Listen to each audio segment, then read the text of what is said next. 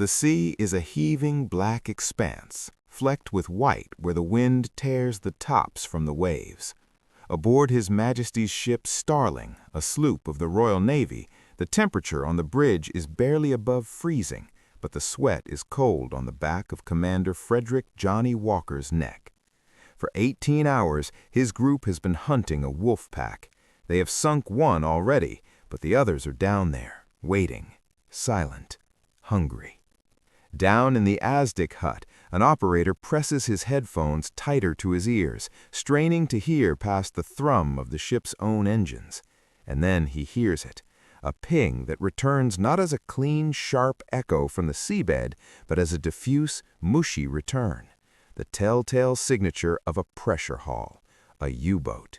He marks the range, the bearing, and passes the information to the bridge in a voice that is calm, professional, but taut with the tension of the moment. Walker gives the order. The ship turns, aligning itself on the attack course.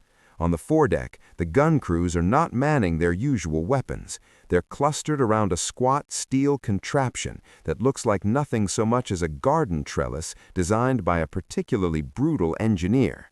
24 spiked projectiles point skyward, angled forward. The men brace themselves. The Asdic operator counts down the range. The U-boat is directly ahead. Now. The firing key is pressed. There is a whoosh of compressed air, a dull percussive thud from the launcher. 24 projectiles arc high into the gray Atlantic sky, trailing plumes of spray behind them. And then, silence. The projectiles disappear into the sea ahead of the ship, throwing up a neat pattern of white splashes. The crew listens. They wait for the deep, rolling crump of depth charges. They wait for the geyser of water that signals a kill. Nothing happens. The only sound is the wind, the sea, and the relentless throb of the engines. It feels like a failure, a miss. But as the Starling sails over the spot where those 24 projectiles vanished, a deep, muffled crack is heard through the ship's hull. It is not the roar of a depth charge. It is the sound of a door slamming shut in a cellar, magnified 100-fold. It is the sound of a contact fuse doing its job. Below the waves, in the crushing blackness, a German U-boat has just been torn open from the outside.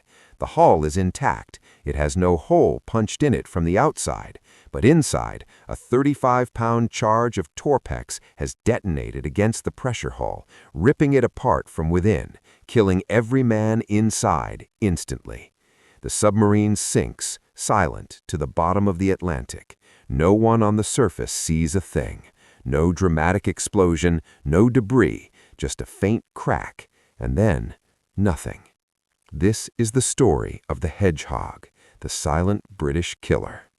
To understand why the Hedgehog was such a revolutionary and terrifying weapon, one must first understand the scale of the problem it was designed to solve.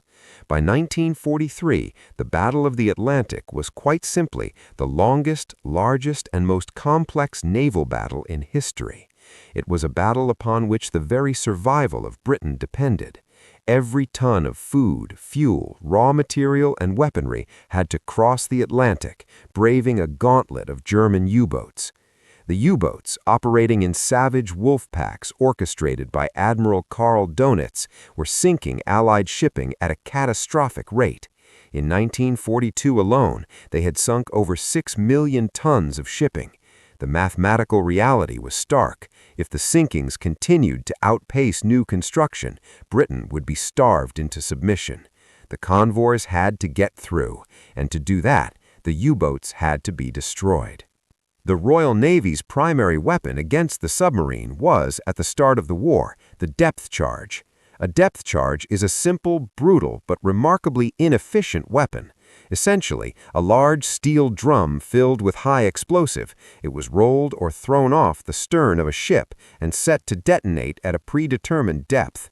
The idea was that the attacking ship would pass over the submerged U-boat and drop the charges, creating a massive underwater pressure wave that would crush the hull like a tin can. But there were fundamental problems. The first was the loss of contact. To drop a depth charge, a ship had to pass directly over the submarine. In the seconds before the attack, the Asdic, the precursor to sonar, would lose the echo of the target because of the ship's own noise and the turbulence of its propellers.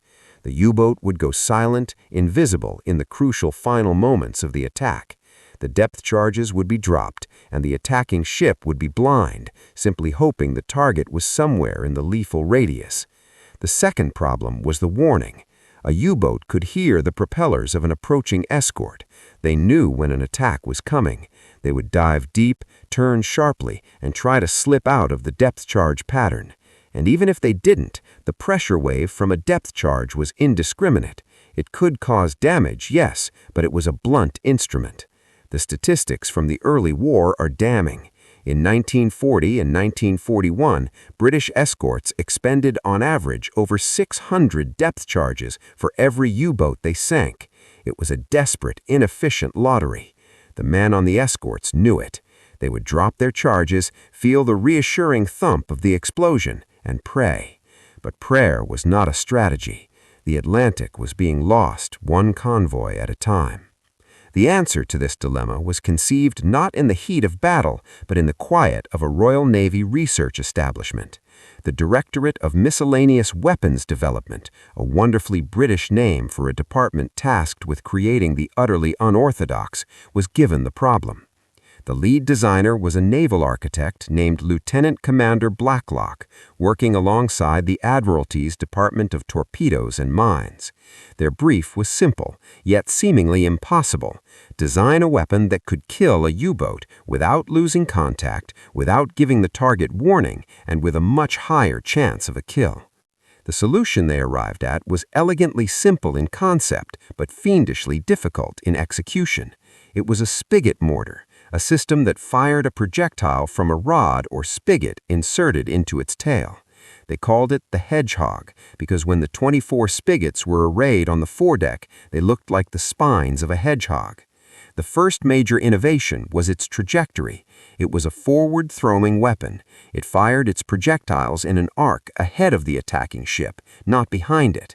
This meant the escort could maintain Asdic contact right up to the moment of impact because the target was still in front of the ship, not under its hull. The U-boat could not hide in the blind spot because there was no blind spot. But the true genius, the thing that made it a silent killer, was the fuse. The Hedgehog projectile did not contain a hydrostatic fuse designed to explode at a certain depth.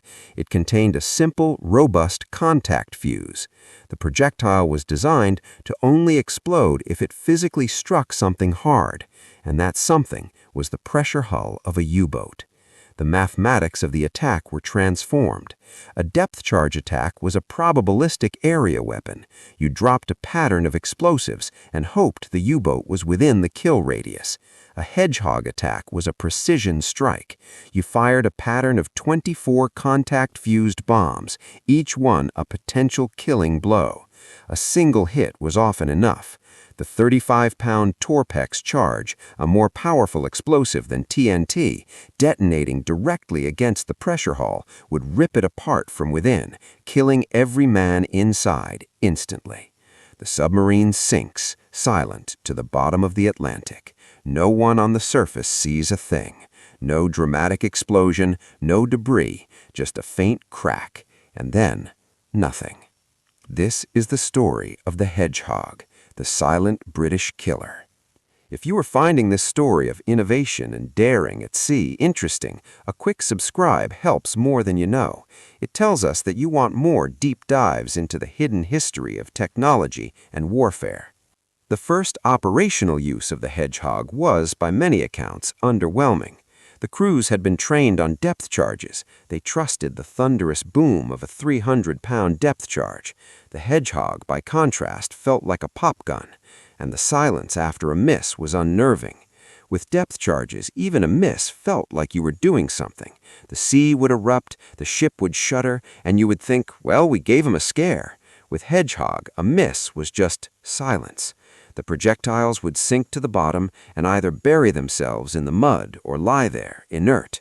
The crew would feel a sense of anticlimax, a feeling that they had wasted an attack. It took a commander of the caliber of Frederick Johnnie Walker to understand the weapon's true potential. Walker, commanding the 2nd Support Group, was a visionary in anti-submarine warfare. He drilled his crews relentlessly, teaching them to trust the Asdic, to trust the Hedgehog. His tactics were aggressive, almost reckless. He would take his ships in fast, attacking from multiple directions, forcing the U-boat to turn and weave, exhausting its batteries and its crew. In one famous action in late 1943, Walker's group cornered 3 U-boats at once. In a series of coordinated Hedgehog and depth-charge attacks, they sank all 3 in a single furious engagement. The Hedgehog was no longer an experimental oddity. It was becoming the deadliest weapon in the British anti-submarine arsenal. To truly appreciate the Hedgehog's brilliance, one must compare it to the alternatives. The Germans, for their